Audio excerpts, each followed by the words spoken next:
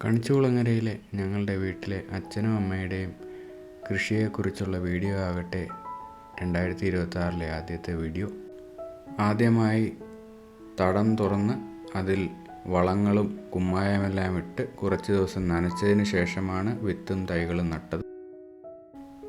ഒരു ഭാഗത്തുള്ള കൃഷിയിൽ ആദ്യത്തെ 2 നിരകളിൽ വഴുതനങ്ങയാണ് നട്ടിരിക്കുന്നത്.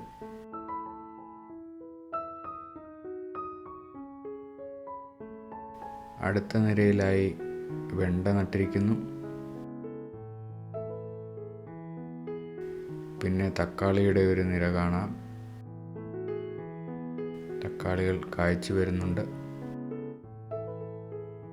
അതിനടുത്തതായി വീണ്ടും ഒരു വെണ്ടയുടെ നിര കാണാം. അവസാനം കുറ്റിപ്പയറിൻ്റെ നിരയാണ് കാണുന്നത്. മറ്റൊരു ഭാഗത്തായി പടരുന്ന പച്ചക്കറികളും പിന്നെ കുറച്ച് കുറ്റിപ്പയറും അമരപ്പയറും നട്ടിരിക്കുന്നു. ഇരുമ്പിൻ്റെ പന്തലിൽ പയറും പാവലും പീച്ചിലും പടവലവും വള്ളിപ്പയറും കൂടാതെ സാലഡ് വെള്ളരിയും നന്നായി കായ്ഫലം തരുന്നു. അടുത്തതായി കുറ്റിപ്പയറിൻ്റെ ഒരു നിര കാണാം. അമരപ്പയറിൻ്റെയും ഒരു നിര കാണാം. അതിൽ പൂവുകൾ വരുന്നേ ഉള്ളൂ. ഏകദേശം എല്ലാ തക്കാളി ചെടികളിലും നിറയെ കായകൾ കായ്ച്ചു തുടങ്ങിയിരിക്കുന്നു. ഇത് ഡിസംബർ 9 ഇലക്ഷൻ ഡേയിൽ എടുത്ത വീഡിയോ ആണ്. വെണ്ടയിലും നിറയെ കായകൾ വന്നിരിക്കുന്നു. കുറച്ച് കായകൾ ഓൾറെഡി മുറിച്ച് കറികളിൽ ചേർത്തിട്ടുണ്ട്. എല്ലാ വെണ്ടയിലും കായകൾ നിറയെ വരുന്നുണ്ട്.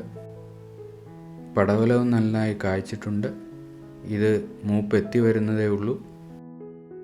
അതിനുശേഷം പീച്ചിങ്ങ കാണാം. പീച്ചിങ്ങയും കിളുന്ത് പീച്ചിങ്ങയാണ്, ഇനിയും വലുതാകാനുണ്ട്.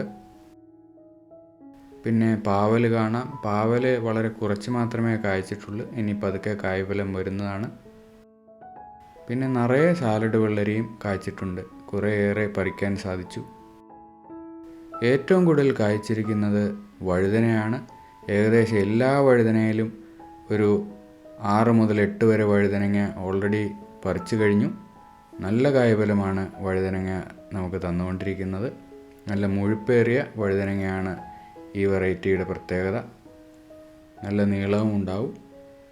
ഇത് ഞങ്ങളുടെ മത്തനാണ്. കുറച്ചധികം സ്ഥലത്ത് പടർന്ന് പന്തലിച്ച് കിടക്കുന്നു.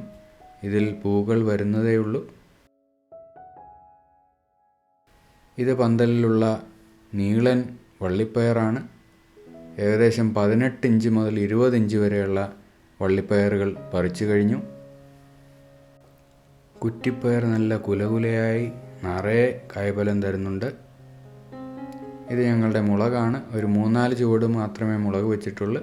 എന്നാലും ആ മുളകെല്ലാം നല്ല കായ്ഫലം തരുന്നു. അമരപ്പയർ പൂവിട്ട് തുടങ്ങി. ചെറിയ ചെറിയ പിഞ്ച് കായ്കൾ കായ്ച്ചു വരുന്നതേ ഉള്ളൂ. ഇത് ഡിസംബർ 9 ഞാൻ വീട്ടിൽ പോയപ്പോൾ പറിച്ചെടുത്ത പച്ചക്കറികളാണ്. നല്ല കായ്ഫലം ഉണ്ടായിരുന്നു. വഴുതനങ്ങയും വെണ്ടക്കയും വള്ളിപ്പയറും കുറ്റിപ്പയറും പീച്ചിങ്ങയും പാവലും പടവലവും കൂടാതെ അനേകം സാലഡ് കുക്കുംബറുകളും പറിക്കാൻ സാധിച്ചു.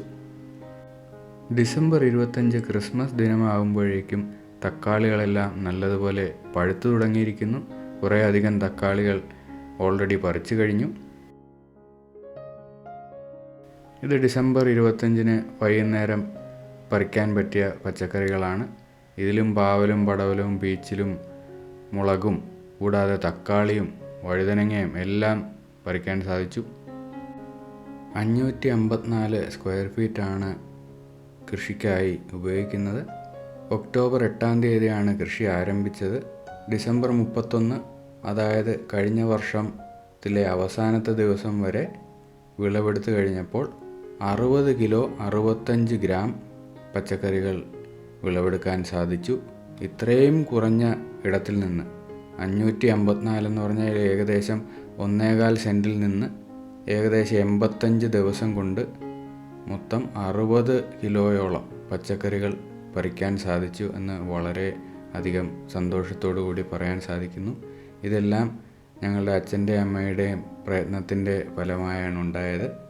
എല്ലാ വീടുകളിലും നമ്മൾ കുറച്ചൊന്ന് മനസ്സ് വെച്ചാൽ ഇതിനപ്പുറവും പച്ചക്കറികൾ വളരെ കുറഞ്ഞ ഇടത്ത് നിന്ന് തന്നെ നമുക്ക് ഉൽപ്പാദിപ്പിക്കാൻ സാധിക്കും.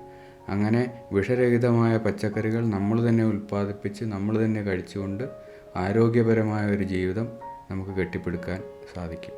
ഇതൊരു പ്രചോദനമായി ഉൾക്കൊണ്ടുകൊണ്ട് എല്ലാ വീടുകളിലും കുറച്ച് സ്ഥലത്തെങ്കിലും കുറച്ച് കറിവേപ്പിലയോ പച്ചമുളകോ എങ്കിലും കൃഷി ചെയ്യുമെന്ന് ഞങ്ങൾ കരുതുന്നു. ഇതിലാണ് ഏറ്റവും കൂടുതൽ കീടനാശിനികൾ പ്രയോഗിക്കപ്പെടുന്നത്.